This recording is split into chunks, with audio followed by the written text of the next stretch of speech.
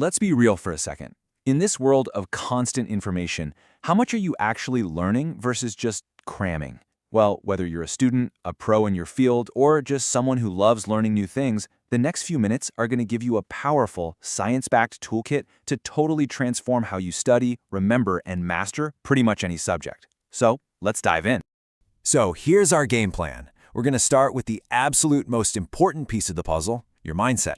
From there, we'll build your perfect study environment, arm you with some killer techniques, make sure your brain has all the fuel it needs, and finally, show you how to turn all of this into a lifelong habit of getting better and better. All right, first things first. Before we get into any techniques or clever tricks, it all starts right here, with your attitude. This is the foundation, the non-negotiable bedrock for any kind of effective learning, and it's all grounded in the incredible research of psychologist Carol Dweck. So what are we talking about here? Well, a fixed mindset is the belief that your intelligence is basically set in stone. You're either good at something or you're not. But a growth mindset? That's the game changer. It's the belief that your abilities can be developed through dedication and hard work. This simple shift is huge because it changes studying from something you dread into something you're curious about. Challenges aren't scary anymore. They're actually opportunities. So how do you actually build this growth mindset? It really starts with these 3 simple steps. First, you have to catch that negative voice in your head.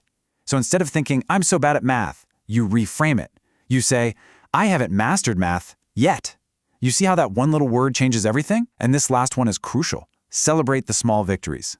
This isn't just about patting yourself on the back. It literally gives your brain a little hit of dopamine, which reinforces the habit and builds momentum for the next challenge. Okay, so once you've got the right mindset locked in, let's move to the next layer. It's time to build your physical and digital environment for that deep, uninterrupted work we're all after. Let's build your fortress of focus. Your brain takes cues from your surroundings. A quiet, well-lit space basically sends a signal that it's time to get to work. Keep everything you need close by, but, and this is a big one, the distractions have to go. I'm serious, banish your phone. If you need to, use an app like Forest that actually rewards you for not touching it. And hey, make the space yours. Add a plant, put on some ambient sounds if total silence drives you crazy. Now for a pro tip to keep that focus razor sharp, the Pomodoro technique. Look, this isn't about studying for hours and hours until you're totally burnt out. It's about working with your brain's natural rhythm in these short, intense bursts followed by a planned break. 25 minutes. That's the magic number. That's it. It feels totally manageable, right? It's not intimidating, and it's an incredibly powerful little block of pure, uninterrupted focus. Just set a timer, work your tail off without any distractions, and then take a 5-minute break. Trust me, it's a total game changer. All right, you've got the mindset, you've got the environment. Now let's fill up your toolkit with some proven techniques to help you study smarter, not harder.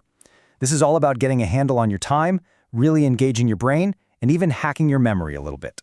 You ever have those days where you feel busy all day, but at the end of it, you feel like you got nothing done? The Eisenhower matrix is the cure for that. See, our brains get tricked by something called the mere urgency effect. We do the urgent but unimportant stuff just to feel like we're accomplishing something. This matrix forces you to be deliberate and make sure your energy goes to what actually matters most. And hey, if you think you're a master multitasker, I've got some bad news for you. Research from the American Psychological Association shows it can slash your productivity by up to 40%. A 40% drop. So the takeaway here is simple but powerful. Focus on one thing at a time. Your brain will definitely thank you for it. Just reading a textbook or watching a lecture, that's passive learning, and it's pretty much a recipe for forgetting. To make information really stick, you have to get active. And the ultimate test? That's the Feynman technique. Can you explain a complex idea to someone else using simple language? If you can do that, you don't just know it, you understand it. Let's face it, our brains aren't really built to remember long, abstract lists. But you know what they are fantastic at remembering? Stories and patterns. And that's exactly where mnemonics come in. They're basically clever memory tricks that turn boring data into something your brain can actually hold on to. And this is a perfect example. I bet a ton of you learned this exact phrase back in school. It's a simple, kind of silly sentence that perfectly locks in the order of operations in math. Parentheses, exponents, multiplication, division, addition, and subtraction. It's memorable because it tells a tiny story. It just works. Now we can have all the best techniques in the world, but if the hardware, your brain, isn't running at 100%, it's all for nothing.